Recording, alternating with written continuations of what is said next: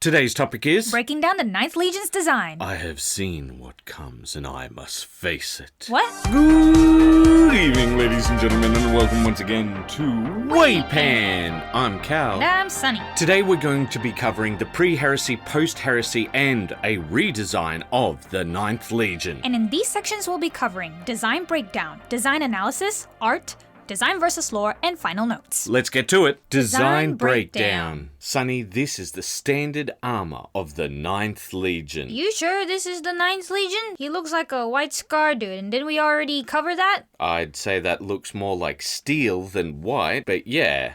Okay, well, I guess it's kind of steely, so yeah, there's a lot of use of steel here, a large amount of blood over the armor, the aquila on the belt this time. There seems to be some sort of a sakura flower and wreath on the knee pad, and there are 2 forearm bones motif on the arm, the ulna and the radius, and Legion number is nice and large on the pauldron. So, sakura flowers and bones, so they're undead Japanese? Maybe. It is really odd. So the Mark II Crusade power armor makes any Legion look cold, mechanical, and inhuman. The heavy blood across the armor adds to that effect as well. I'm very curious to know what the forearm bone and flower motifs are meant to represent because they feel really out of place next to each other. Yeah. And also, why flowers? Like, we've never seen that before on any marine. It doesn't make sense. Very artistic. Okay. I'm no connoisseur of Japanese culture, but aren't sakura flowers a symbol of sorrow as well? Oh, I'm not so sure about that one, but I do know that spider lilies are meant to correlate to death. But sakura flowers come from the cherry blossom, Yeah, don't they do. So yeah, the cherry blossom has a symbol of sorrow Oh, inbuilt okay. with it, yeah. All right, I'll keep that in mind. I could be wrong. I'm not a full-on weeb. Well, Sunny, there is something that you may have forgotten because in the last video we didn't have a pre-Primarch armor. Oh, didn't we? No, we didn't. Okay. So is this a pre-Primarch armor? Correct. This is a pre-Primarch armor. When will you learn? When will you learn that your actions have consequences? So here is what they look like after they met their Primarch. Oh my gosh, it's so red. It's yummy. Wait a minute. Aren't these the blood angels? You're correct, Sunny. So I'll sound the alarms. Womp womp. All right, Sunny, tell us everything you know about the blood angels. They're red. Beyond the fact that they're red, what else do you know about them? They're angels with wings and blood. Okay, is there anything else? Do you literally know anything about them? Yes, they're bloody angels. All right, shall we continue then? Oh, yes, please. All right, tell us about this guy then. So he's got the same armor as the one that we saw just before, but he has these nice green eyes, which is a great contrast with the great red. Contrast. Yeah, which also gives it a very kind and good guy vibe. A kind and good guy vibe? All right, I would debate that, but continue. And then we've got the red teardrop on the chest, the Legion number, and what I believe to be the Legion symbol with the golden wings on the belt. And we've got the company Legion symbols on the shoulders. And the words Baal on the knee pad. Mm-hmm. So predominantly, this has a red with black color scheme. Usually black and red are colors of evil, but with it being used as an accent to create visual dividers with the green eyes, it doesn't give that feeling, especially since this red is a very vibrant and warm red going close to the orange. So they must be very fiery and passionate at the very least. Okay, interesting. All right. I won't confirm or deny, but I found it very interesting that you didn't think of envy or anything when you saw the green eyes, though. No, because we've talked about how placement of colors and how much of the colors that are being used will change the meanings of how it's perceived. That's true. So if we took a look at the green, it's not a lot, and it's in the eyes. And usually green eyes can correlate to being a good vibe, a good guy vibe. Not always. Like if you take a look at I'd put a strong disagree on that one. But I think because this green is not like that toxic green, I would say that it has that effect. Yeah, so you're saying because it's a nice natural green. Yes, correct. It's almost a jade, would you say? Yeah, like just a regular primary green, I would say. Oh, okay. All right, Sunny, and as per usual, I'm going to show you some additional guys. So Here's 3 guys. Oh, wow. I want to do the first one. Okay, all right, let's go to them. Well, before you break him down, I have to ask why you wanted to go to him, because this is the most excited I have seen you over an armor in a long time. He's beautiful. It's already my favorite armor. I forget it. I think I have found my legion. Okay, all right, fair enough. Yes. So he has such a regal form with these subtle Art Nouveau styles. So Art Nouveau is a old art movement. Should I explain? No, let's save that for the analysis section. Okay, sure. All right. So it has all these decorative gold engravings over the chest, the shins, the arms. You've got black marble trims, the Legion symbol, and the shin plate. They all have the black marble. And you've got the shining gold accents and decorative elements with the red teardrops set in red gems. I think it actually looks like a blood drop when they do it this way. And you've got the golden spoked crown over the helmet. This is a Legion that venerates beauty, grace, and the divine, with its large use of precious metals, gems, and stones, paired with the use of this blood red color in its entirety with the blood drop symbols. I'm guessing they do worship blood in some way. Okay, I just want to point it out, guys. Yeah. I haven't told Sunny anything about the Legion. Yeah. Again, they worship the blood, but in what way, I am not sure yet. But Okay. I think they have a strong sense of honor. Oh, okay. Yeah, with the way that it looks. Why do you feel that they have a strong sense of honor? I think the regality, that it's very kingly. So I think that must be some relation to how much they honor this culture. Okay, are they still regal now? Well, I mean, the armor has taken a darker tone here with the desaturated red, which looks like dried blood. There's an increased use of black and a dulled gold. The ornamented elements are focused on the Legion symbol on the chest and head rather than the whole armor. There's a larger use of green in the eyes. Armor is also tarnished, definitely seen a lot of action. He's got a claw weapon on one hand, and the knee pads show the company symbol and some more blood motifs. Do they still feel honorable? Is that the question? Yeah. A little less. Yes. This Marine is more on the field, and he focuses more on the attacks. The intimidation factor has shown through a lot more here with the desaturation of the colors, the tarnished metals, and the claw weapon. The vibrant green eyes is used here to remind us that this Legion is still on the side of good because, despite the dark elements. I think it looks much more like the toxic green that we talk about, and also dried blood is kind of brownish. It's not really that red. Well, I'm only saying it that way because of the blood motifs that I'm really starting to notice from the previous design. So if they're desaturating it, I'm thinking that they're trying to show dried blood in some way. Or pooling blood, perhaps. Oh, something like that, yeah. But I feel like you're trying to push the blood thing a bit. I don't think it looks like dried blood at all. Okay, well, why not a deep crimson? Okay, yeah, no, I can go with that. Let's move on to the next guy then. This looks a lot more muted compared to the armors that we have seen thus far. Do you think that's because it's just a Terminator? Maybe, yeah, because I see a lot of matte finish with the metals, with the golds and the reds here. Okay, so it's more than just him being the Terminator. Yeah, I suppose. Oh, no, I'm saying that, yes, perhaps because he's a Terminator, that's why he's a bit more muted. Mm-hmm. Yeah, so then there's the black marble shoulder pad showing through once again. Mm-hmm. They're still bringing in that decorative elements along with the gold trims around the arms and the shoulder. And the collar area, there's the fleur-de-lis patterning. There's a large Legion symbol with the blood tear and the wings on the chest. I would say this is moving away from the Art Nouveau style and towards a more medieval influence. Last time with the Night Lords, we had a lot of guys, but this time we've not got so many, so I've sectioned them off into 2 lots of 3. You ready for your next lot? Yeah, let's do it. All right, of these 3, who would you like to start with? The first one. Okay, you sure you don't want to start with the dragon? The first one. Yes. All right, then tell me about him. Okay, so in this one, the gaudy elements are toned down a little here. You mean there's no marble and, gold? Oh, and... there is. Oh, there is? Okay, just a little less.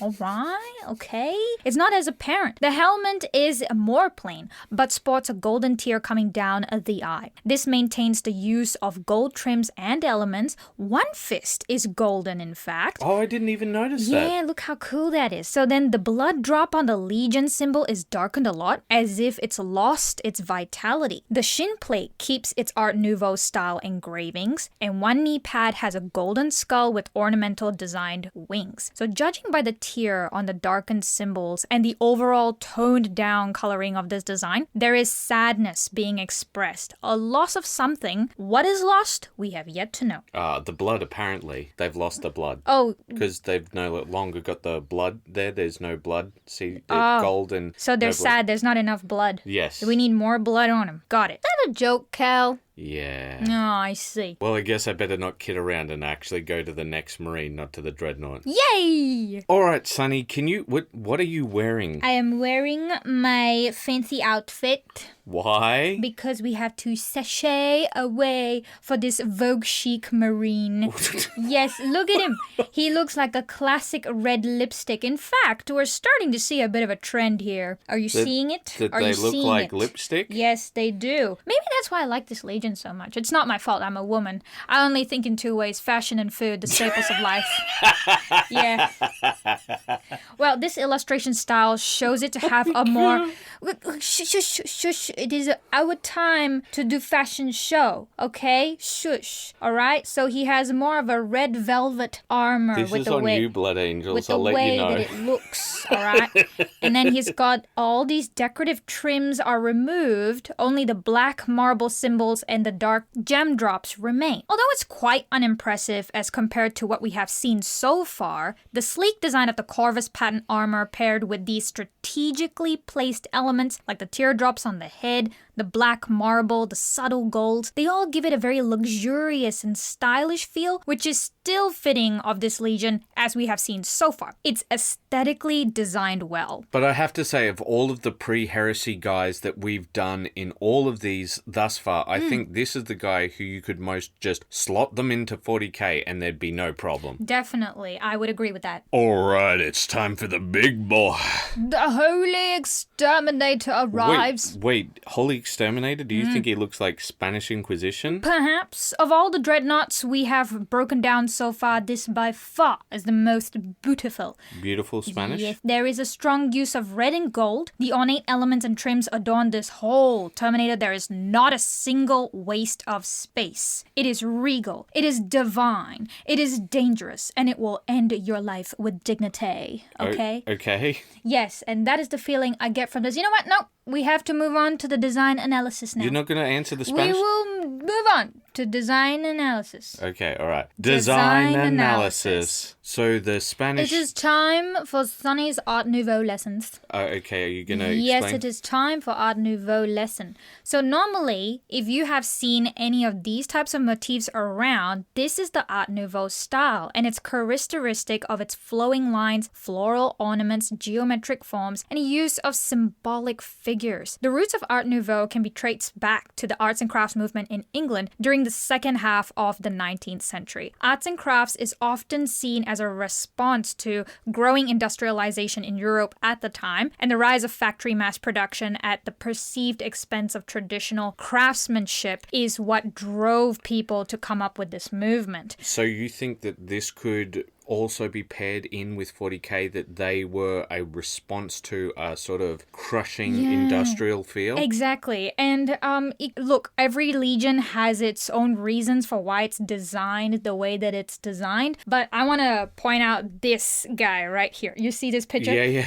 Does it not look a bit familiar? You mean like the helmets, for example, of the Blood Angels? Blood Angels, or even a lot of the Space Marines, they have a similar structure with this helmet design. You're not wrong. Yeah, and this one is actually chimneys. I don't know why they decided to make helmet chimneys back then, but you get the point. So that's something that I just wanted to bring up first before I go on to talk about the feeling that I got with the Dreadnought. So did you do like a doctoral thesis on Art Nouveau? People can like things, Cal. Okay, all right. I'm not Chill. angry. I'm just passionate. There's a difference, okay?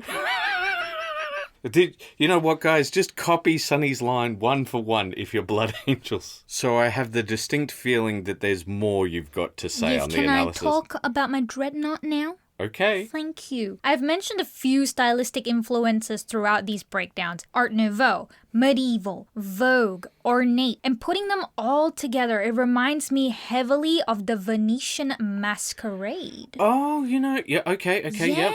and I specifically tried to find the more red and gold costumes to compare here, and so that you can see the similarities. Yeah. Take a look at these and tell me you don't see it. Yeah, no, I can Right? see it, yep. I think this is the cultural influence of the Blood Angels. They must be like Venetian, medieval Venetian or some sort. Yeah, it's dramatic, it's luxurious and beautiful. You look at this and it makes you want to cry. Maybe that's why they have all these teardrops everywhere. They can't handle their own fabulousness. Oh, no. So I want to push back on you a little on something. So you've been saying, oh, these guys look so noble and everything like this, yet almost with every single influence that you've been mentioning, there's a very evil undercurrent. Okay, please tell me more about it then. There's a reason why Eyes Wide Shut chose these Venetian-style masks as their mask. Like, there's a very sort of creepy element to it, right? Yeah. And when it comes to those green eyes, look, I cannot deny the whole evil side of green when we take a look at things. Also, green eyes traditionally mean that you're envious of something. Okay, all right. Well, I can see that perspective of things. And now that we sort of correlated back to the Venetian culture, it is a very vapid time period in Venetian history where, art was rising and everyone was doing well, and they expended all their costs on these really extravagant events and costumes and things like that. Well, it's not just that. It's some of the other things that you talked about. For example, Vogue and medieval. And like Vogue, well, they've got a very, very dark side when it comes to how they've treated their ladies over the years. That's true. And also the medieval period. Like, the evil's in the name, guys. Well, I guess you'll have to tell me more in the design versus lore section. No, I'm just trying to push back on the fact that you say that there's this undercurrent of nobility to them, right? And usually I don't give this much pushback, but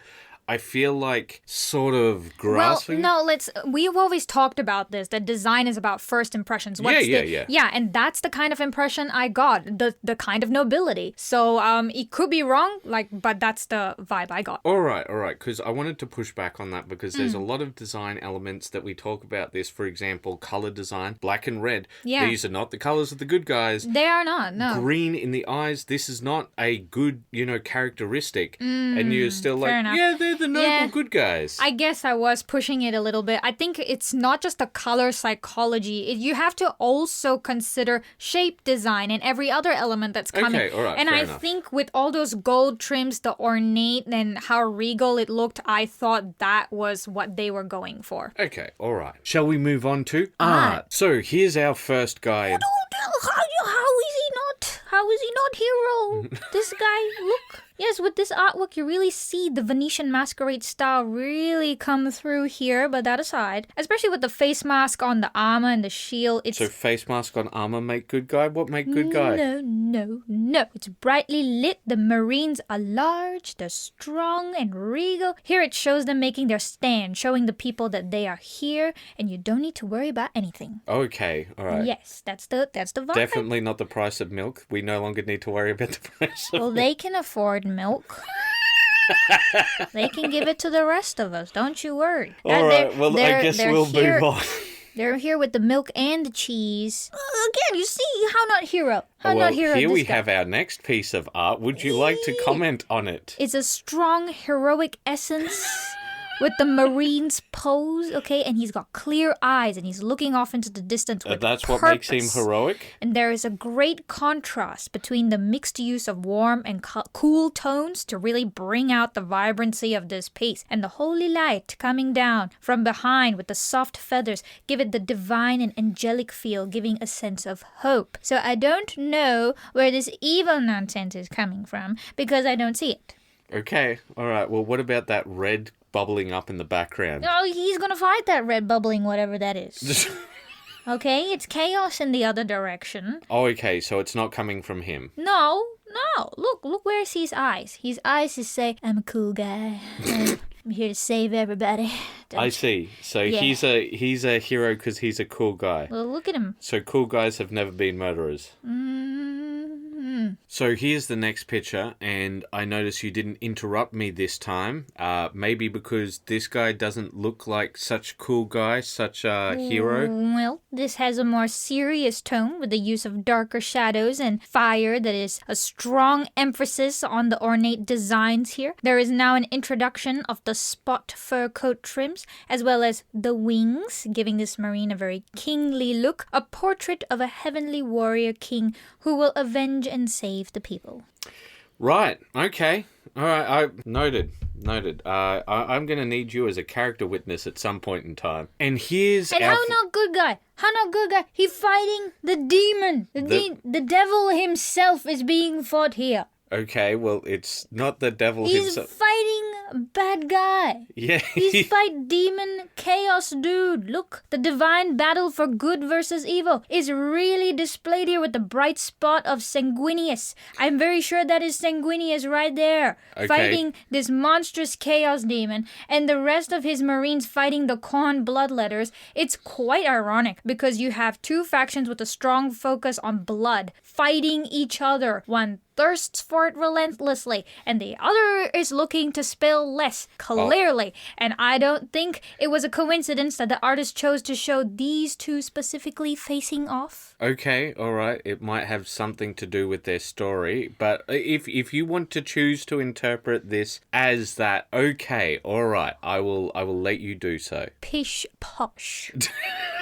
Pishing and poshing. All right, it sounds like you've got a fair idea of who the Blood Angels are, so shall we move on to Design versus Law? All right, Sunny, who do you think the Blood Angels are? Clearly loyalist. Okay. And they must have like a really strong appreciation for arts, strong appreciation for grace and for beauty. As I have mentioned before, I still do think that they're an honorable legion. And that's pretty much all I can say, like, from the vibes that I got. Like, I'm just really interested to hear their story. Okay, so you just want me to move straight to their Design versus Law? Yeah. Okay, all right, sure. I really feel that I need to go into some of the Legion's history, unlike everyone else, because the Legion's history is very interesting, and they might have been the first Legion that was going to be sanctioned. What does that mean, like, to be sanctioned? Like taken out? Something? Yeah. Whoa, what did they do?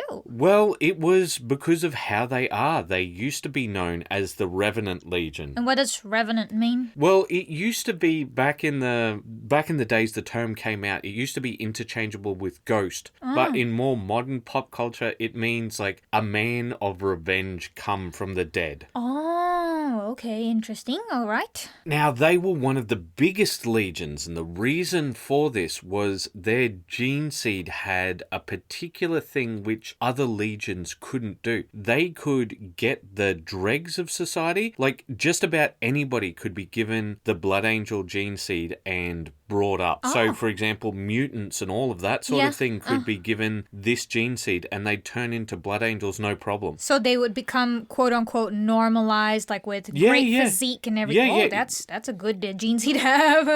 It's a very good thing, but it also sort of puts a very big question mark, a very big level of suspicion with them. What's the suspicion? Well, I think it is because they can raise up mutants, and you know how the Imperium feels about mutants. Yeah, they don't like them very much. That's the understatement of the century. So what about this character flaw of theirs that made them almost sanctioned? Well, there's a bit to go into. So, when they were fighting, they didn't like how they fought. What happened was the Emperor sent them off to Neptune to do all of this really, really dirty fighting. And he's like, well, we haven't heard anything from them, so maybe they're dead. And then he goes there and he finds out that not only are they not dead, they seem to be doing just as well as they were before because they got recruits from this area because they're just like, oh, these mutants and things, we don't care. We just recruit whatever. And That didn't exactly put them in the best light. They were always sort of thrown into fighting, which was ridiculously dirty. I'm talking like Perturabo levels of fighting. Ooh, okay, so alright, I see what you're saying there, but isn't that a good thing? Like if they're turning No, mutants... because they just wanted to get rid of them, because they're just like, oh, I don't know what to do with these guys, because they'd keep eating people and doing all of that sort of stuff. Now, that is standard Space Marine behavior, but they just did it just a tad more than everyone else, and they're like, no, I do not like. So blood angels like to eat more?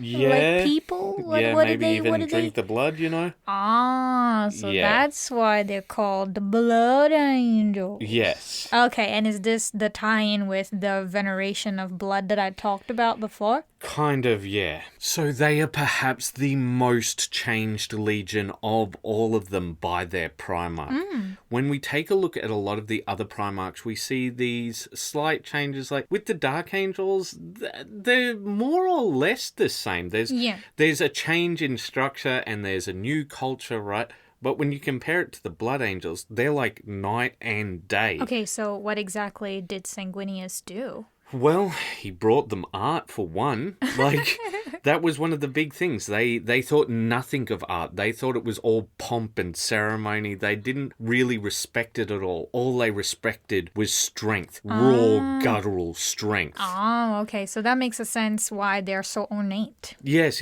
So he really brought that into sharp focus. And the other thing we've got to point out is that Sanguinius is the only mutant Primarch. Oh, yeah, because he's got the wings. Yes, he's got the wings. They're a beautiful mutation, but they're still a mutation. So Sanguinius always felt as if not only he, but his legion was on the chopping block the whole time. Oh. And see, the thing is, this is where he found their dark curse called the Red Thirst. They literally thirst for blood. Ooh, okay. They're a bloodthirsty legion. Okay, that all makes sense. But why did you keep pushing for they're kind of evil, they're enemies? I was more pushing against what you were saying because I felt like there's all of these characteristics that we see in other things where I went, okay, if this was something else, you'd say, oh, bad guy. Oh, you'd say bad guy with this, right? Like, you can see how the Venetian part could be a bad guy design. You can see how, like, the green eyes are bad guy, but you went to nobility. Yeah, because of all the other elements that we saw. So are they good guy or bad guy? Very good guys. Oh, yeah, I got it right. In fact, Sanguinius is one of the two parts of the Jesus analogy in 40k. So he sacrificed himself to fight Horus to give the chink in the armor for the Emperor to be able to defeat him. And I think that's a great thing that you've brought up because that's another element that I noticed a lot was the divinity. Yeah. Right? And of course, I think that was a bit of you could think of it as a lazy addition because I've got angel wings, so therefore I'm divine. But you really brought that out, like, okay, sorry, not you, but GW and the artists. They really brought that divinity out through the artworks, through the way that they did the halo crown and everything. Also, that most famous of all Games Workshop art, the Emperor versus Horus. And how you see Sanguinius is dead on the floor. And you get that sense of the divine, like you're saying, from him. The Emperor does not seem as divine as Sanguinius there. Yeah, because he is a very righteous person, as I see, and the Emperor is not really that righteous. He's very egotistical. It's more the battle of good and evil, but now instead of the angels fighting, it's the men fighting now. Exactly. And the other thing is that event was a major event for the Blood Angels. It was, yeah. So the thing is that when he died, a psychic shockwave went through his entire legion. And now this is known as the Black Rage. Okay. The other one was the Blood Thirst, the Red Thirst. The Red Thirst. And this is the Black Rage. Correct. Right. And so the Black Rage, they see their enemies as Horus. And they go into this blind crazy. rage. I was like, they're going to kill Sanguinius. And then they lose themselves to it completely. Yeah. That makes a lot of sense. It's like you seeing the death of your parents or someone you really love. You'd go crazy. Yeah, it's more like seeing the person who betrayed your family, killed your wife and Exactly. your kids, and Yep. just Yeah, did you are all of the not bad... going to stop. You will do whatever it takes to get rid of them. Yeah, exactly. Yeah. So should we move on to Final notes. All right, Sunny, let us know your thoughts now that you know the lore of the Blood Angels. I think they fit perfectly with the design. It matches everything that you've told me about, the ornate, the divine, the nobility. All of this matches exactly what their MO. And the red with the bloodthirst or the red thirst, that really came through. I don't think the black rage is something that you should be expressing. Well, it wouldn't be expressed in the pre-heresy design, obviously, because it was only something they got at the end of the heresy. That's right? correct, yeah. And the other thing I wanted to ask is, do you think it shows that dark side under the surface? I guess with some of the patterns that we saw that had a more desaturated coloring, perhaps that does show. But for the other ones, the majority of the ones that were them very nice bright red, doesn't really show that as much, I don't think. When you say a nice bright red, you were talking about how it was a nice warm red rather than a very deep red. Exactly. I think the one where we talked about that crimson, the deep crimson, I think that one shows it. Okay, all right. Well, I guess we should move on to post-heresy. So, as always, I've shown you the pre-Primaris guy. Tell me what you think of him. He's got a jump pack now, gold helmet, blood drop and lightning motif on knee and shin. He's got a blood drop earrings on the belt. Belt rings? Ooh, sexy. He's got some banner motifs along the pauldron and everywhere else, and he's got teardrop patterning along the chainsword. Although the extravagance is toned down, we see a more practical design here without losing much of the original design concept. A golden head would suggest a lot of pride, arrogance even, to be seen as truly the best in thinking. Yes.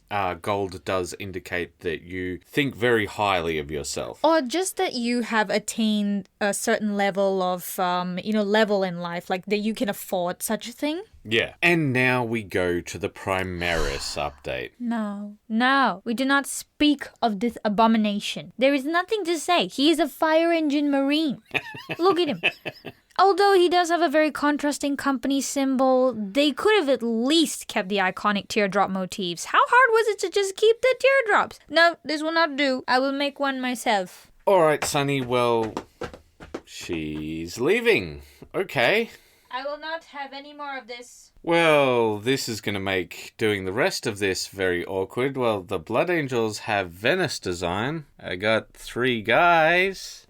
Okay. A few moments later. It is done now. Yay, look at it.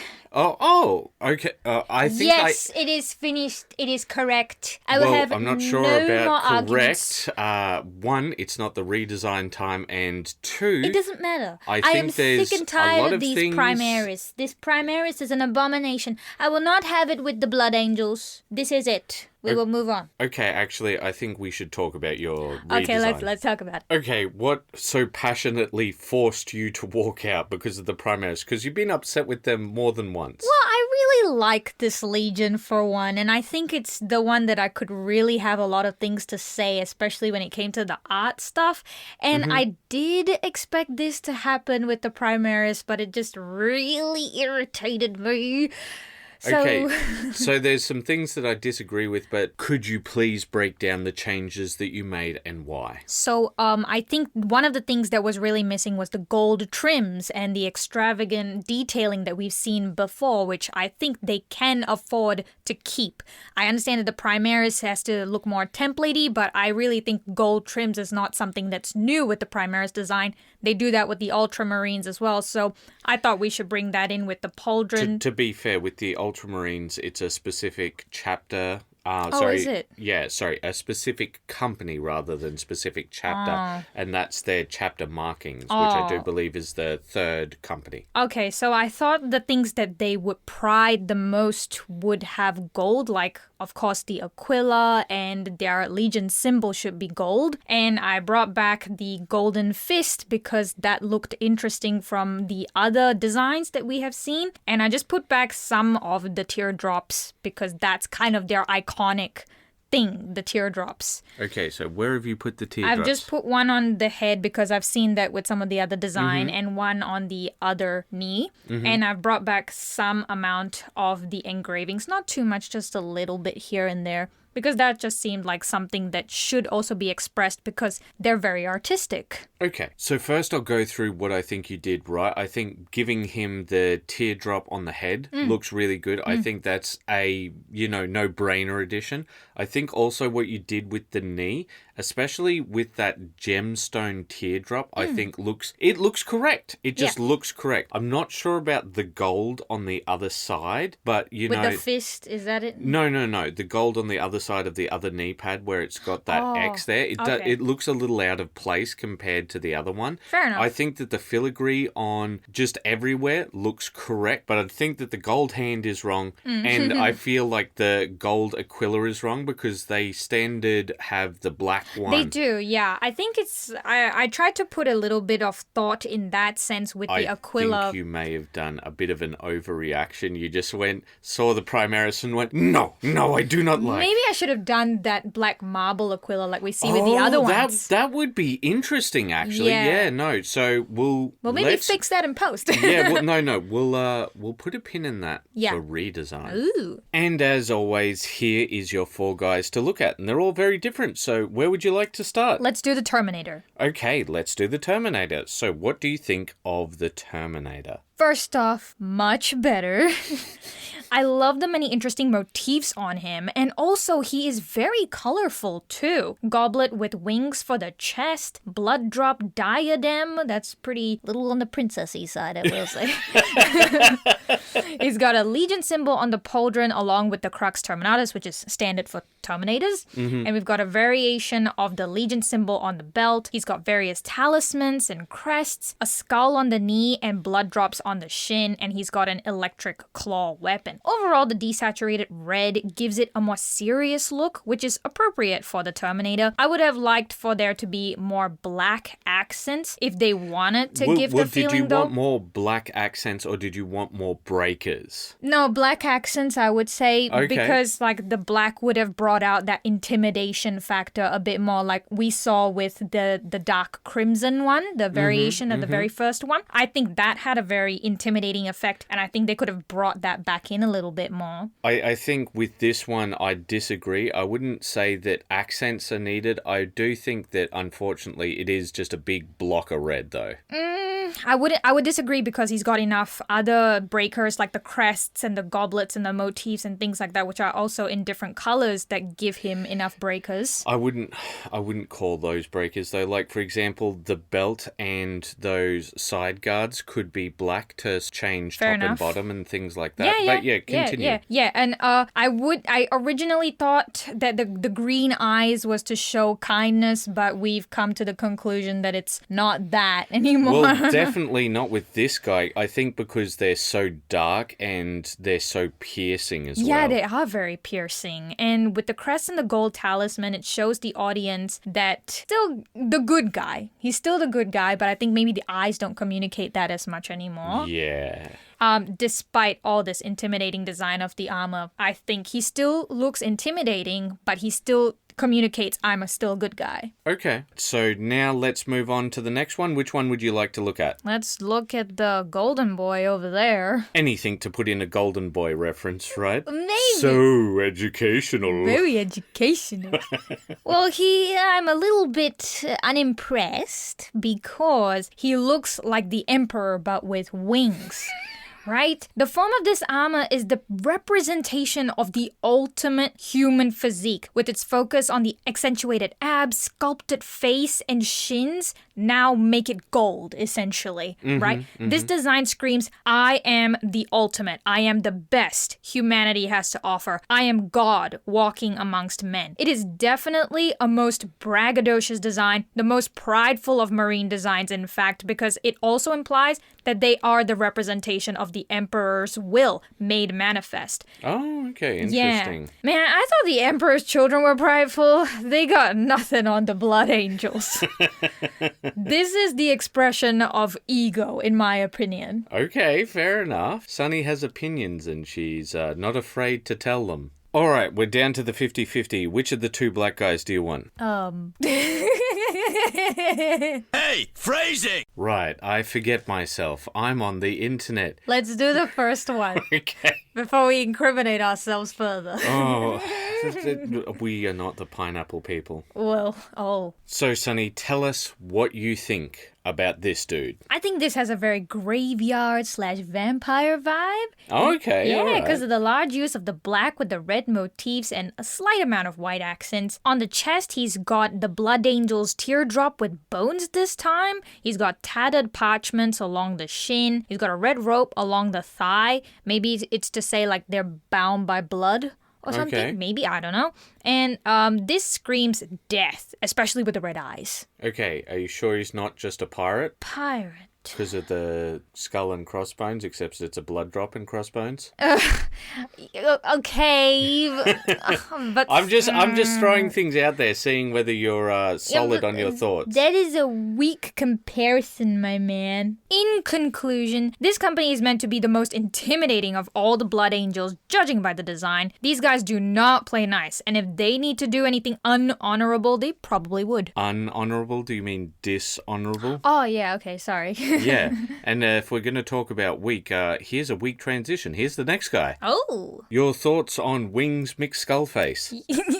Yes, well, I think he doesn't look like the Blood Angels anymore. Now, then, other than the Legion symbol, another abomination, honestly speaking. Only because it feels like the Raven Guard now, with the black wings and the black everything, you know? Yeah, I would have at least kept some Blood Angel elements if they wanted to go with this look. With this black armor, it would have been a great excuse to bring back some of that black marble stuff they used previously. Oh, yeah, yep. Yeah, and it just doesn't look like he has that much more of that intimidating and tortured look with the cracks, you know, with the marble. Mm-hmm. Yeah, they could have used more reds here in their iconic symbols to tie it back to the Blood Angels. Still, you know, like there's nothing wrong with the design. I just think that they could have put more elements to tie it back. And these are the elements that you change without knowing any of the new lore from the 40K. Yeah, that would be it. Okay, all right. Well, let's move on to Design design analysis. analysis. All right, Sonny, break it down for us. What's changed? What new things have you seen and what has been removed? I think where the new changes, it's like the one that I saw, which was all gold. Yep. Yeah, I'm not really sure what that is lore-wise, why that is so incredibly different. And then the guys that are just completely black and the guys with the black wing as well. So I would say, based on my analysis, let's talk about the black ones. I thought it screamed death. So it might be like, for example, with the Dark Angels, they had the Death Company. Death Wing is what they were called. Yeah. I swear to you guys, I didn't tell her about it beforehand. The means I got it right. Is it Death Wing? No comment. Oh, okay. So I am correct. Whatever it is, I'm correct. You said it the other way around. But anyway. Yeah, okay, so coming back to the black motifs, they seem to have a lot of X's. So I think that also gave me the impression of death because X means like what? Terminate.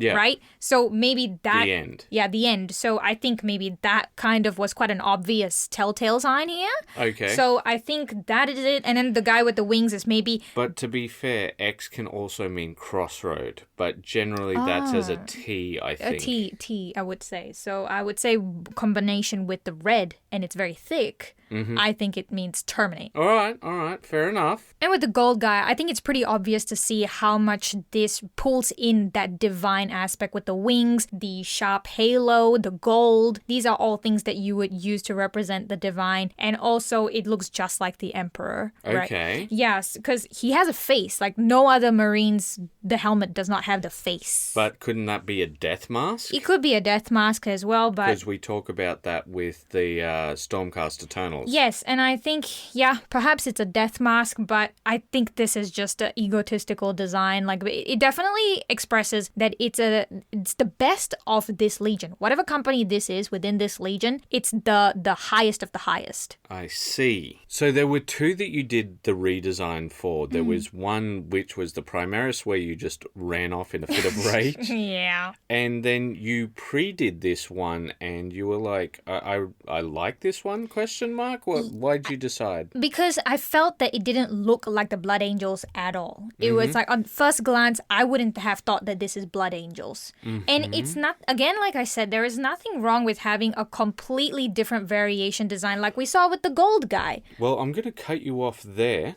And I'm actually going to skip the art for once. I'm going to skip the art. We'll circle back around, but I want to go to design versus law because you say that you've got such a definite idea of what the Blood Angels are. Okay. Design versus law. Sunny, it sounds like you have a definite idea of who the Blood Angels are. Even in 40k, their change from 30k to 40k, it seems like you have a definitive idea of who they are. Because you said the Primaris doesn't fit, this guy doesn't fit. So, who are the Blood Angels? What are they about? Okay, so let's talk about the black redesign that I've done. Alright, go for it. So my first thought was that this looked like the winged version of the other black and red marine that you showed me. Oh, yeah? So if I was going along that same thought process, he is Deathwing Company, whatever they're called.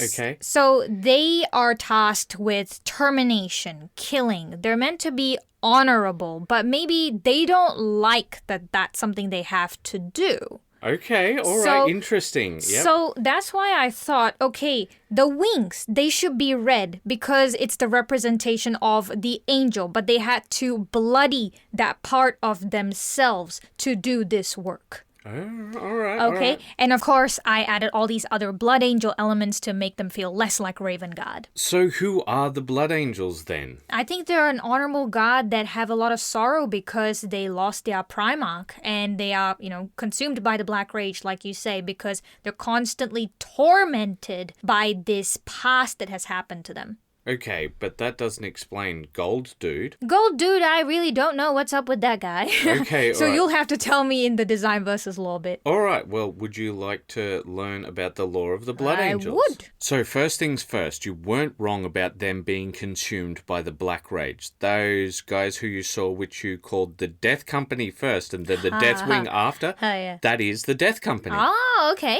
And the Death Company are consumed by the Black Rage. Oh, well, that makes a lot of sense now. Yeah, okay, cool. So it's actually quite sad for the Blood Angels because once they're consumed by the Black Rage, they no longer function as a normal Blood Angel anymore. That is They're sad. literally insane. And what they do is they just round all these guys up and essentially they drop them on problems they don't want to deal with. That makes a lot of sense. So I think I got it right with my analysis. Yeah, they're essentially these berserkers. They just go out and kill everything and anything. They see Makes sense. Horus everywhere. The poor things, all I'll say. So you remember that redesign that you were sort of doing? Yeah. Well, here is a Blood Angel Death Company chaplain. Ooh. Does he not look just a little bit like what you were talking about? Yeah, but he does have a skull mask instead, yep, this yep. one. Yeah, and I like it because like with chaplains we see that they're always purely black. Yep. Yeah, but I like that they've introduced some of those reds to show that where he's from, which legion he's from. And I feel like they should do that with the other legions as well. But I think, I must have had a foresight. Yeah. Well, see, the thing is, those are winged chaplains. They're very special winged chaplains to this chapter, and they serve the High Chaplain, as you can see here. Oh, yeah, and I'm starting to see a bit of a pattern with this musculature armors type thing. So here's the thing. A lot of the special characters share this, so take a look at this dude. Uh-huh. That's Mephiston, their head librarian, right? Okay. Now, here's another character. Oh, yeah, he seems to have that same armor type, too. Yeah, that's 1992 Dracula. Ah, so they stole the idea? Well, let's say heavily inspired Well, by. it works. As for that sculpted armor, it comes from this Greco-Roman idea of show how the warrior actually looks underneath the armor. Fair enough. And here is their chapter master, Commander Dante. Okay, I think it makes sense when you say that Greco-Roman thing because one, it shows the strength of the warrior, and two, it brings back to the artistic realm of, Michelangelo and those sculpted statues and things like that. Yep. So why are they all gold though? And I realize this is a commander, not a whole company. Well, it's not just the commander. It is also his sanguinary guard. And that's what you were looking at before. So the face mask is of Sanguinius then? Well, it already sounds like you have thoughts. What do you think they're about before I actually spell it out for you? Well, if they are trying to replicate Sanguinius in terms of a company, then it seems that they loved their Primarch a lot and they've lost him and Well, they did love him a lot, yeah. Yeah, so obviously they've deified him because he was seen as the angel, right? So to wear their Primarch is to wear God and therefore gold. Well, you're kind of half right. So the whole thing was these people were chosen for their devotion to the Primarch. Okay. So they had the gold armor before the crusade and all of that, right? All right, so okay. the thing is they're known as the burning ones, and they're literally called the seraphim. And so there's you've hit a lot of the notes, but the big thing is it's one of those make-believe armors. So the make-believe armor that Sanguinius got was, I think it's called Aramite. Give me one second. Yeah, but he wears a gold armor, right? Yeah, the armor he was given was made of auramite. It's one of these special fantasy sort of things, right? And they were also given auramite armors, but like they're replicas of his armor and they're not as good and you know the usual nonsense. Okay, then in that case I think it makes sense. Yeah. So in short, once they went beyond the Horus Heresy, they really much more embraced this vampire idea with like the black rage and the red thirst and all of this sort of thing. In fact, their apothecaries aren't even called apothecaries. Oh? They're called sanguinary priests. Oh, very interesting. Yeah, like with the Space Wolves, you've got room priests, which they don't see themselves as librarians, and you've got that same concept here, but with apothecaries. Yeah, and one of the reasons why I was essentially hiding a lot of this is there wasn't templates of them, right? Right, okay. So I couldn't show you just the flat template because the flat template hides a lot, but also I think if I showed you everything, you'd just be like, oh, they're vampires, they're vampires. Yeah, fair enough. Well, that sounds like we should move on to... Well, actually, before we move on to the next thing, one of the things that I wanted to say is with them, they were very deeply affected by the death of their Primarch in multiple ways. So it almost felt as if they lost their purpose as a chapter, and they were a lot more adrift than anyone else. And one of the reasons why they took on the Codex Astartes is they were more or less, they were in a malaise. They're just like, okay. Whatever. I guess it's I'm like, doing this now. split up my beloved Primarch's legion into chapters. It's okay. I guess Dad would have gone along with it. And Gilliman's like, cool. All right, moving on. Yeah, of course he would have. I think Gilliman's too autistic to understand what trauma is. But ironically, that set their culture in stone, because you remember how they used to be the Revenant Legion? Yes. Now there's a complaint. Like, for example, you know the guy that we came on for the collaboration, the Mr. 40k Bones? Yes. He always complains that everybody gives crud to the Space Wolves about them being all wolf. And he says, well, the Blood Angels are the same. Just all vampires now, all blood all the time. Yeah. Because, like, what does sanguine mean? It means blood. Okay, makes sense. There's even a meme about it, trying to explain to non-40k players that these are all different peoples. And I would have thought these are all just different variations of the Blood Angels. Yeah, they're not even all Blood Angel successors. Jesus. Don't you mean Sanguinius? Speaking of the big man himself, this is one of the big things about the Blood Angels. See, their chapter has a really good reputation because their Primarch is the equivalent of Jesus in the 40k narrative. Oh, yeah. Because he sacrificed himself for the Emperor. Exactly. And everybody's just like, oh, yeah, so obviously he's the best son then. Yeah, and I really liked when when we saw one of the orc videos, I forget something tier, warrior tier, and then remember they were saying the Ogryn was like, oh, sanguinala. It's basically their Christmas. And I was like, oh, yeah. So back on point, a lot of their chapters really follow the Blood Angel template. In fact, their main focus when talking about the other successor chapters is like, this is how they're really different from the Blood Angels. Okay. But usually they have lots of the elements of the Blood Angels, for example, like that art, that sort of thing. There's some which are closer to the Revenant Legion, like, for example, the Flesh Tearers.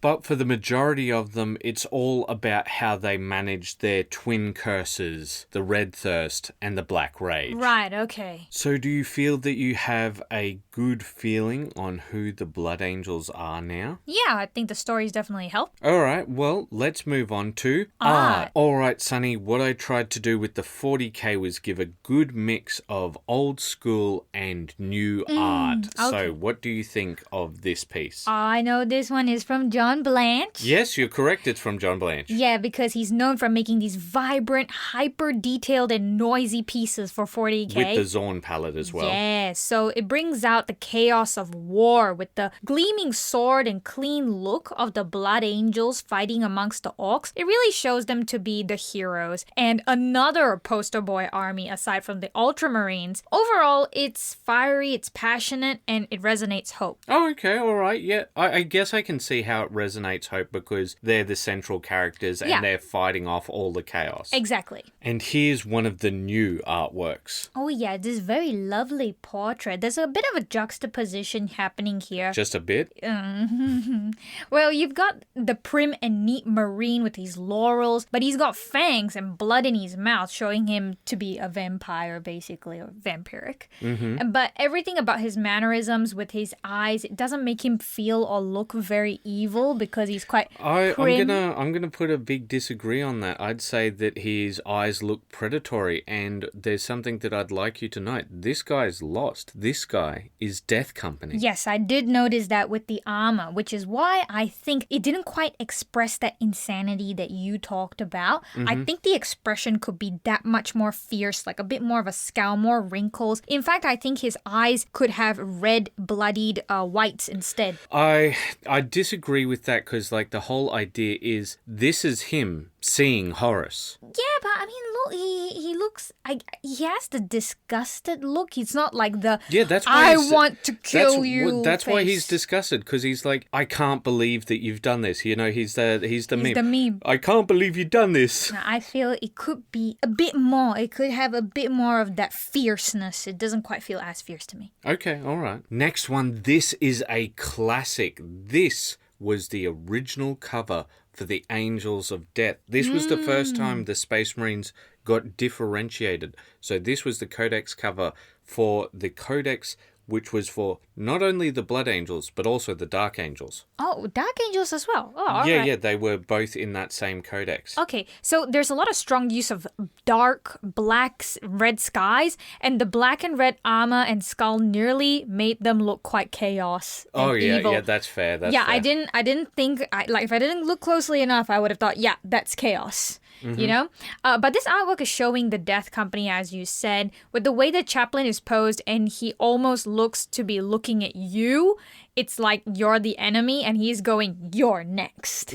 You know? There's no messing around here despite the comical look of the style and the vibrant coloring. Yeah, it is very sort of 90s comic book, isn't it? Yeah, it is. But what I want to talk about for a second with this is this is an absolute masterwork when it comes to composition. So that central character is really drawn out. You don't have to look at him to focus on him. Yeah. He just comes, and then everything else is sort of chaos in the background. Yeah. And you have to focus on each of those individual pieces. Yeah. And if somebody was an art student trying to understand composition, look at this. Yes, definitely. It starts from the center and then it makes your eye go towards the back. Yeah.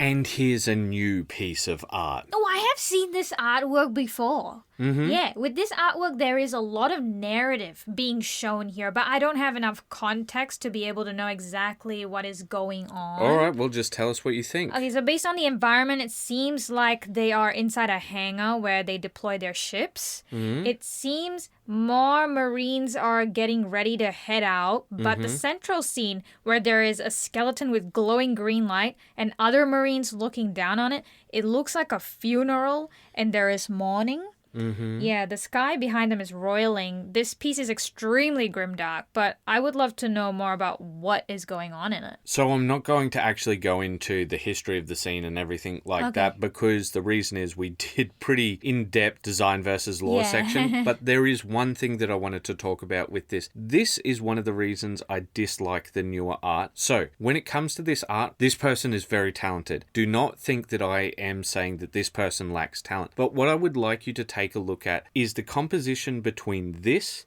and the previous artwork, right? Where does your eye go with this? Yeah, it's all over the place. Exactly, right? And you don't know where to focus. What is, like I said, there's a lot of narrative here, but there's nothing to guide you to tell the story. Yes, exactly. And see, I don't hate all of the new art, because that other one with the Death Company guy, what a beautiful piece. Just absolutely lovely. And you could absolutely drink in all of that art. And I just wanted to talk about that for a second, because we really do appreciate the 40k art. We do. And this final piece of art I wanted to include because it was a good in-between between the old school art and the new school. So what are your thoughts on it? I absolutely love this portrait. It's cold, it's silent, but it's also sad. His expression shows there to be a deep sadness he can't escape from, with the teardrop basically tattooed on his face.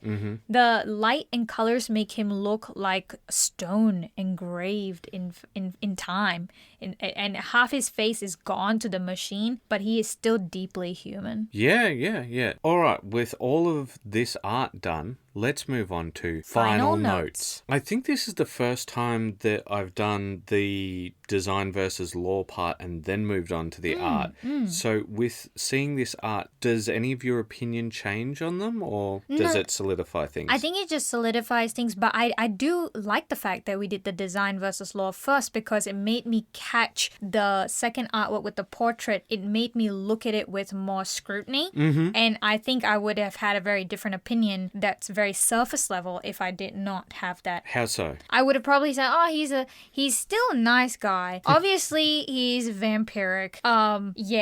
That's probably what I would have said. But like now I can say like, yeah, okay, so he's Death Company. I can see he's Death Company, but his face could have had much more ferocious, that sort of that predatory, almost like a snarling wolf. I want to see that. See, that's why I think the Death Company is really interesting, because I think that's a great portrait for the Death Company, right? Because you could look at that guy and imagine him a bit cleaned up, right? And any Imperial authority would just be like, oh yeah, no, they're all good. Yeah. And really, he's a raving lunatic. Exactly. So are there any other sort of notes that you'd like to talk about with these guys? I think the designs have been on point, except for some of them which they removed too much of the Blood Angel aspects, which I think they could have kept. Okay, could you give us some examples? Like with the Primaris. Yeah, well, that's just a general Primaris comment, isn't it? And the winged chaplain. Yeah, but to be fair, I'm actually going to give them a pass on that, because they're a special type of chaplain, and the rest of their chaplains actually look much more Blood Angel-y. Well, I suppose. Okay, so other than the oddball that I included to sort of throw you off, is there anything else that you think doesn't really fit that Blood Angel feel? Nah, not really. I think it all works. I guess the only one would be the Golden Boys, but we've already covered why they look the way they do. All right, should we move on to redesign? All right, Sunny, we're going to be doing something very unique when it comes to this redesign. The Blood Angels have been recently redesigned by Games Workshop themselves. Ooh, let's take a look. Yes, so the first thing I'm going to show you is the Death Company. So here we have the new Death Company upgrade kit, the Intercessors kit, the 5th edition kit, and the 3rd edition kit. I would say the 5th edition looks the most exciting. I think just because they've got the most amount of things going on. Yep. But I think I also personally like it better just because they've got more red going on than the rest of them. I can tell that with the new upgrade and the intercessors, they're following the Primaris template. Yep. And so it still looks like what we have seen in terms of the Death Company in the past editions. I have to say, though, I think a lot of people are giving these ones too much of a hard time because when I take a look at it, I take a look at the 3rd edition ones and I take a look at the new upgrade kit and I say, what's the difference What's the difference? Yeah, I will agree with you on that. Just that the helmet is a bit different, the structure is slightly different, but when it comes to the components, they're pretty much the same, actually. Exactly. That's what I'd say. And I think that ostentation doesn't fit the Death Company. We will do one thing, though. We will take a look at a heavy metal cover for one moment. Ooh. And here's that album cover. Cal, this is not an album cover. Yeah, it is. I mean, it's the same guys off the Angels of Death Company. This is 2nd edition. This is not an album cover. Yeah, sure. It might be the minis, but you could... So what about them then? I just wanted to show them to you. Well, I think they look just like the artwork that we covered. Yeah, they did. They did. Yeah. I like the chaplain. I think he's the most heavy metal of them all. Yes, he is. All right, let's get to the actual redesign part. When it comes to the Death Company, I don't think they make a lot of sense. What do you mean by that? Okay, you've got these guys who have fallen to the Black Rage. You're deathly afraid of your chapter being censored and all of those people being censored.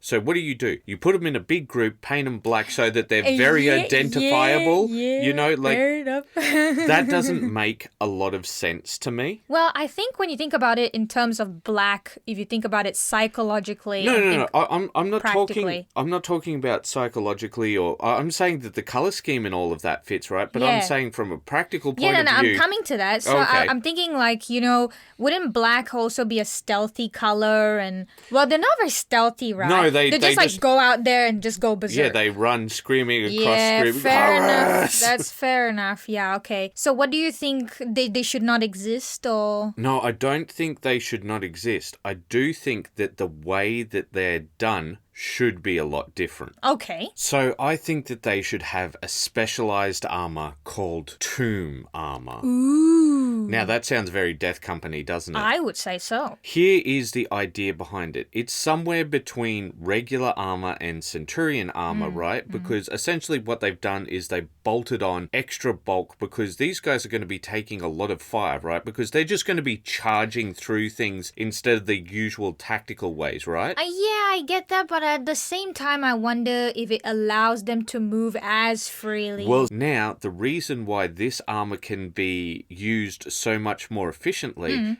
is it's powered by radiation. Okay. And see, the whole thing with that is it connects to that vampire field because Baal, their homeworld, is radioactive. Oh. So they take some of the soil and they have it in there, right? But they don't know that it's powered by the radiation, not by the thing. So it's all this sort of relic and ritual standard Space Marine thing. They're all like, do the rites. And of course, this will kill the Marines more quickly. But, they've lost to the Black Rage. So they're like, all right, it's filled with drugs and that sort of thing to keep them sedated until the time comes. And then when the time comes, you release the Kraken. Yeah, and the other thing that I was thinking is you have it so that they don't have a communication headset. All of their masks are sort of blanked out. Oh, okay. Yeah, okay. And why don't we want them to communicate? Oh, because if you're worried about them revealing your thing, because they run across the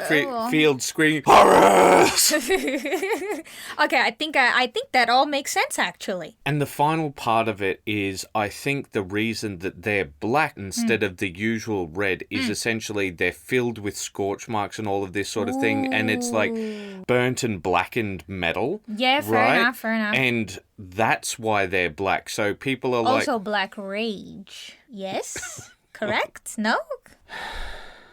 What? But this gives them a great reason to have them chipped and blackened and all of this sort of thing, right? It's a very interesting paint style to contrast against all of that beautiful elegance of the rest of the Blood Angels. It is, yeah. They're not the fallen angels, but it is sort of conceptually along that line. Yeah. And as we mentioned before, there's a redesign right here. So these are the new Sanguinary Guard, and here are the 5th edition Sanguinary Guard. Yeah, I think the 5th edition ones definitely look way more defined than the newer ones, and they also removed the wings with the new ones as well. Yes, they certainly did remove the wings. I do feel like the wings is kind of the iconic feature of the Sanguinary Guard. I would agree with that. And I think they should not have removed that and replaced it with the jump packs. I think it reduces their iconic character. So these new jump packs have that little feature, and they've added a wing motif to those little... the flappy thing, whatever that is. Yeah. But I think that...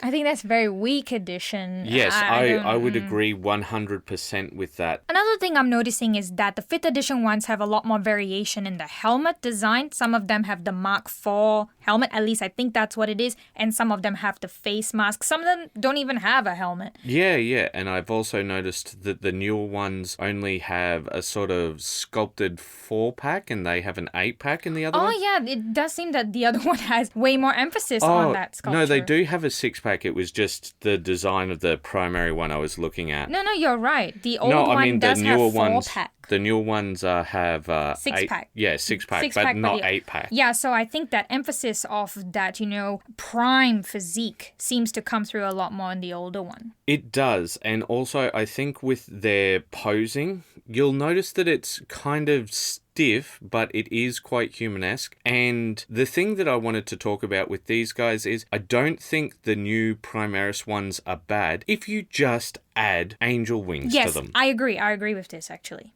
So I talked to a 3D print friend, and they sent me this wings pack. It's not their own, but they said it's quite expensive, but it'll fit perfectly for them. And I also found these while I was waiting for his response. And I think that this is the perfect time for STLs to shine. Because look at that. It's one big piece, you can just add it in, and you could paint it up separately. Yeah, I would agree with that. I think I personally like the one that looks a bit more artsy, the one that's colored. Yes, I do, and it's a lot cheaper too, and you get the heads as well. With the heads, I'm not so sure about some of the skull designs just because I think about the chaplain with that one, not so much with the Sanguinary Guard. I think that is meant to be an addition for chaplains and that sort of thing. Right. So okay, you get a enough. lot of other things with it is what they're saying. And the way that they do the fire spokes, it looks very much like something you would see in an Age of Sigmar design. Speaking of... Yeah, I think these are really good, and I think they're fitting for the Sanguinary Guard. Yeah, in fact, we had an episode where we talked about the Sanguinary Guard were basically the inspiration for the Stormcast Eternal. Yeah, I remember this. They were basically one-to-one copies, just different genres. Yes, except the thing was, back then you didn't know. Yeah, but fair enough. So the reason why we are also taking a look at this is because some people won't have access to 3D printers. Or they want to use GW parts because they don't want to be removed from stores or be able to play in the big GW tournaments. Yeah, and I think with the point that we've mentioned of how they're pretty much one for one, these are much more exciting in terms of the variation and style. I think this would look way better. Yeah, well, hopefully the wings aren't too hard to add to those sculpts. I think on a design perspective, though, the flaming tips is not really Sanguinary Guard, and I think I'm not too sure scale-wise how much larger it would make the model. Well, I do think that they fit because they're on the same base size as far as I know. Oh, okay. Well, in that case, I think there's no issue then. Usually I wouldn't speak about special characters, but in this case, I think it's very important to talk about this, which is the Sanguinor. So up here, I have the 10th edition Sanguinor and the 5th edition Sanguinor. Now, I'm not going to go into explaining the lore about this. It's a bit of madness, but take a look at these two models and tell me your thoughts. I think with the new Sanguinor, I do enjoy the wings a little bit more. It's got more drama. Well, I don't enjoy the wings at all because I feel like when it comes to the Blood Angels, it's all about the personification of the human form, right? Now, when we take a look at those wings right there, they're very mechanical. Yeah. In fact, I'd say they're the exact same wings as Saint Celestine, aren't they? Oh, yeah, they are. Yes, okay. So that, in my opinion, is very lazy because they've just copied that CAD file and put it onto this. Yeah, fair enough, I suppose. But I do enjoy that sculpt of the body way more with the 5th edition one. Yeah. See, the sculpt of the body, I think it has a lot to do with the position. Because when we take a look at the way the position is set out, it's set out very similar to that of the Vitruvian Man. Do you know the thing that I'm speaking of? The Da Vinci drawing, yes. Yeah. But if we take a look at the 10th edition one, he's very relaxed comparatively. And I feel like that is not what the Blood Angels are about. They are not a relaxed people. Yeah, I think it's to give it more of that floaty feel, but I think it does reduce the drama. I do enjoy the face much more in the new version. Yeah, okay. I will agree that the new face does look a lot better. And I think I actually enjoy the paint job of both. I like the older one better, the paint job, but I could see, like, if they just darkened the colours down on the other one, bit. I think I'd probably like it just as much. Yeah, and I think coming back to the pose, the 5th edition one just shows him like more open, outstretched. His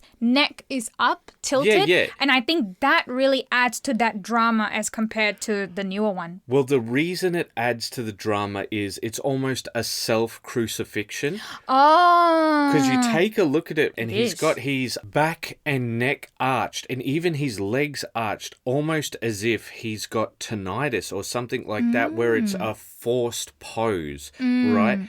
It's this look at this, the glorious human form. Yeah, I would say that's what it looks like to me. And I think if you wanted to go for this pose, one, I don't think that it's very Blood Angel-y when it comes to the Sanguinor. But two, I think that you missed out on a massive opportunity. And I'll talk about that in just a moment because I think, you know how you were saying that you were trying for that floaty feel?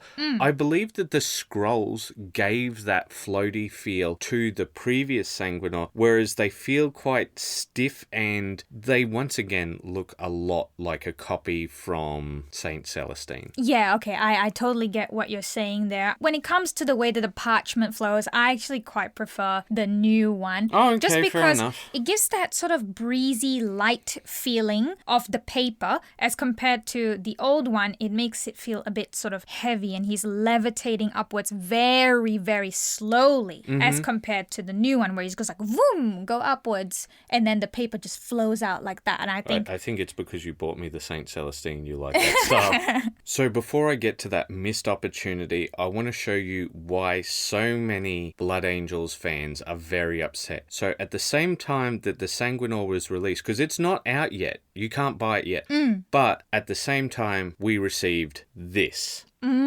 This is a very impressive looking model from the AOS line. Yeah, it's Stormcast Eternal, and you can see with how similar it is in the way that it is that people are so upset. And honestly, I think that you could probably kit bash these two together to get a much more impressive model if you so desired. I would say so, especially with the wings. If you replace them and then you've got that nice sort of gold trim on the side at the tip, at the angles, and that will match very nicely with the gold armor. And I think the other issue with it is that when you take a look at this, I can see how so many people would be like, we're being shafted. Yeah, so with AOS, it's not as popular as 40k as a game, and it makes it feel like there has been more aesthetic effort put into AOS compared to 40k. And I've heard people bringing up the point that they're doing this so that people can actually paint the models and not lose their mind, and I'm totally supportive of that, but it comes with a massive, big,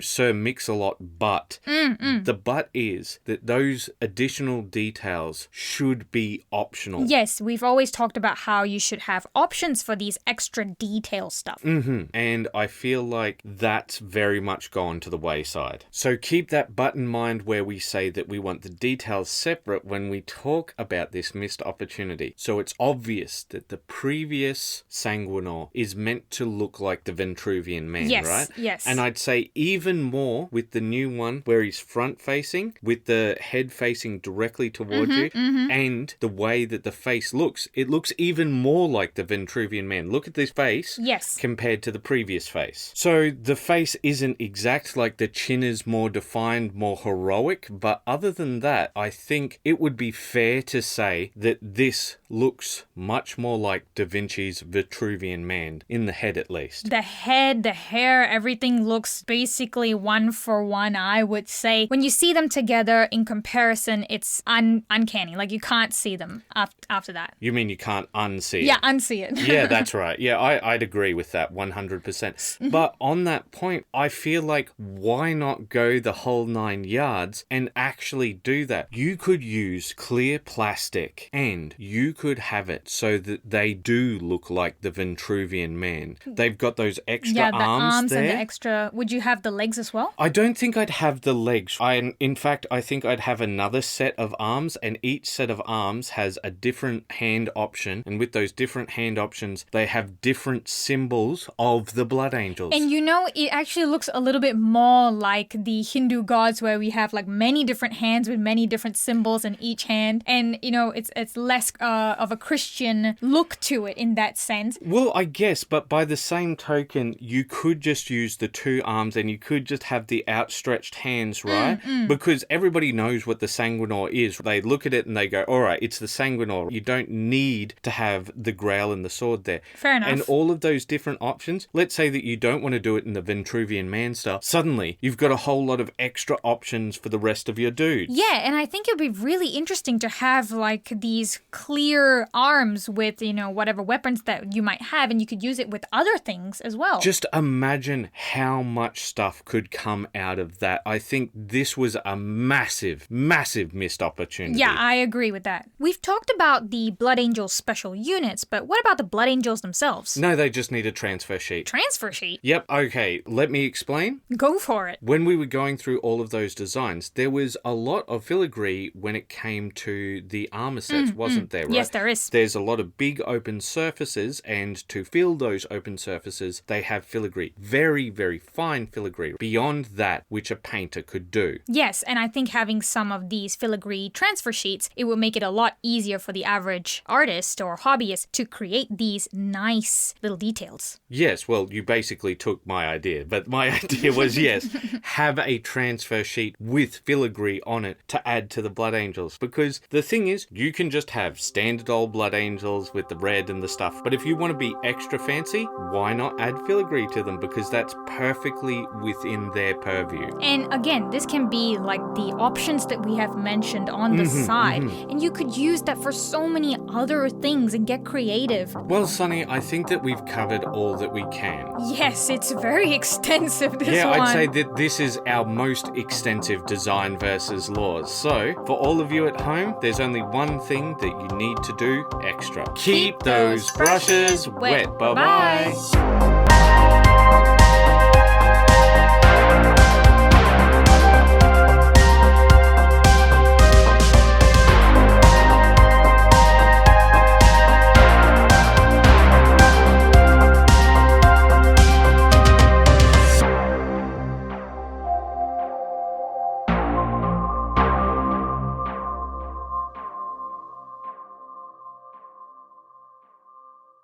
Hey all, this has been our longest ever Design versus Law. And although we only do this particular series once a month, we have to release it within a week. We release 2 videos a week on YouTube, and YouTube is extremely grinding. The time versus reward just isn't there for us as it stands, but we would like to keep doing this series, and we think that it's a good series. So we have a plea for you. If you guys really love this extra long episode, please share it. Yes, and also we would love it if you would join us as a member here on YouTube or on Ko-Fi, and you can get some extra perks through that as well. We understand that many people are struggling. We're not doing so crash hot ourselves, but what you can do is you definitely can share this around. Yes, sharing is the biggest way of helping us defeat the algorithm because it's better than liking, subscribing, and even hitting the notification bell. We apologize apologize for wasting your time here, but that's something we had to do for us. And we have to make sure that the videos are according to what we can fit, or else it's just wasting your time with fluff. In other words, the reason why this redesign and this Legion was so long is because it had to be this long. Yes, there was so much that we could talk about and educate you about the different styles that we talked about as well. Not only that, but the Blood Angels also had a recent redesign. And we thought it was the perfect opportunity to talk about it, since the community has been talking about it as well. And if you want to show that you're a super fan and that you're helping us out, if you could just leave in the comments, shared for the angel. Oh, that sounds great.